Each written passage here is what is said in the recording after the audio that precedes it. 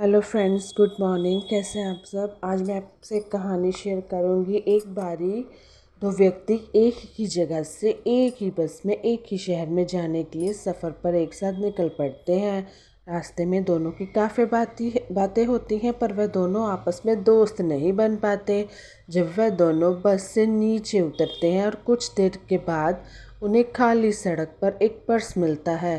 पहला व्यक्ति उस पर्स को उठाता है। वह पर्स काफ़ी भारी होता है, तो वो व्यक्ति जब उस पर्स को उठाता है बहुत खुश हो जाता है, पता नहीं क्यों। तो friends, subscribe my channel twinkle Buddha. पहले व्यक्ति के अंदर थोड़ा सा लालच आ जाता है और वह कहने लगता है कि मेरी तो किस्मत ही खुल गई, जो मुझे इतना भरा हुआ पर्स मिला है। मुझे तो इसमें काफ़ी वज़न लग रहा है, लगता है इस पर्स में काफ़ी माल है। आज तो पार्टी करूँगा। और वह खूब ज़ोर ज़ोर से हंसने लगता है। अब जिसको पर्स मिल जाए उसके तो चारों चांद लग गए ना।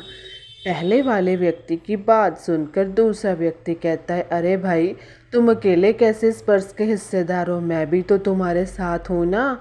मैंने भी तो यह पर्स देखा है और इस पर्स में जितना भी माल है हमें मिलकर आपस में बांट लेना चाहिए, क्योंकि यात्रा में हम दोनों एक साथ में निकले थे और हमारी मंजिल भी तो एक ही है।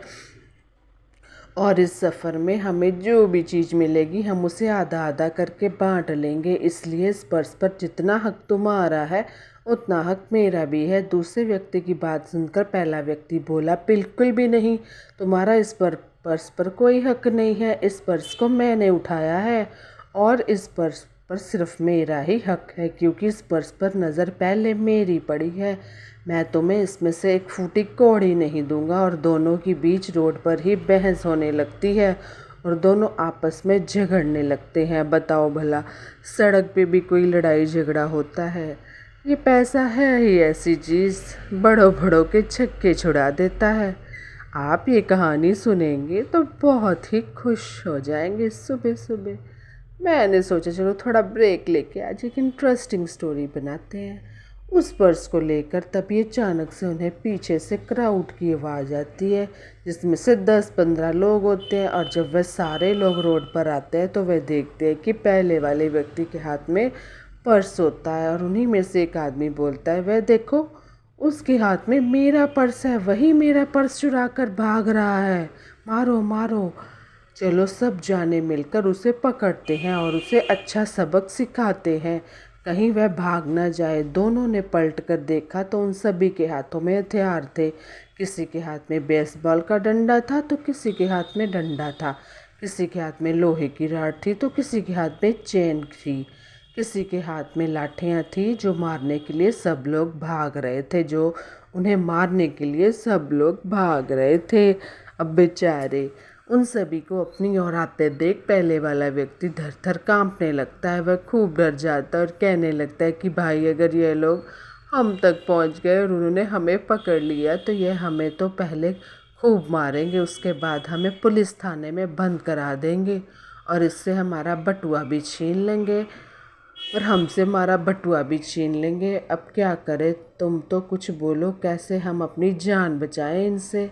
तब दूसरा व्यक्ति बोलता है, यह बटुआ हमारा नहीं, सिर्फ तुम्हारा है। अभी थोड़ी देर पहले ही तुम मुझे ज्ञान दे रहे थे, जब तुम्हें समझा रहा था कि इस पर्स में जितना भी माल है आपस में बांट लेना चाहिए, तब तुमने कहा था कि मैं तुम्हें फूटी कौड़ी नहीं दूंगा और इस पर्स पर सिर्फ और सिर्फ मेरा ही हक है।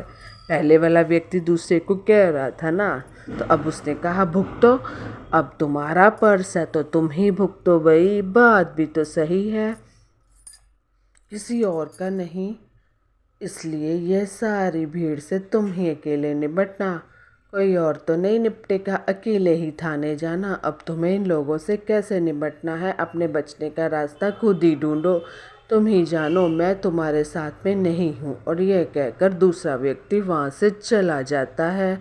पहले वाले व्यक्ति को उन सभी लोगों ने पकड़ लिया और उसके बाद उसकी जमकर पिटाई की और उसे बटुआ भी छीन लिया और उसे थाने में भी बंद कर दिया और उसके ऊपर चोरी का इल्ज़ाम लगा दिया।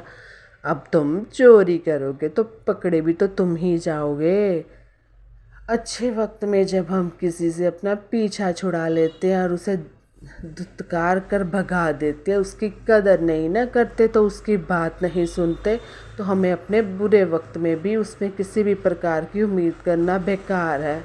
अपने अच्छे वक्त में अपनों का साथ कभी ना छोड़े, ताकि जब वक्त बदले और फिर आपका बुरा वक्त आए तो वे आपके साथ खड़े रहें।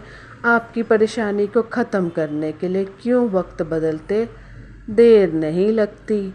तो बताइएगा आपको ये इस कहानी कैसे लगी। धन्यवाद, बाय बाय, टेक केयर, आपका दिन मंगलमय हो।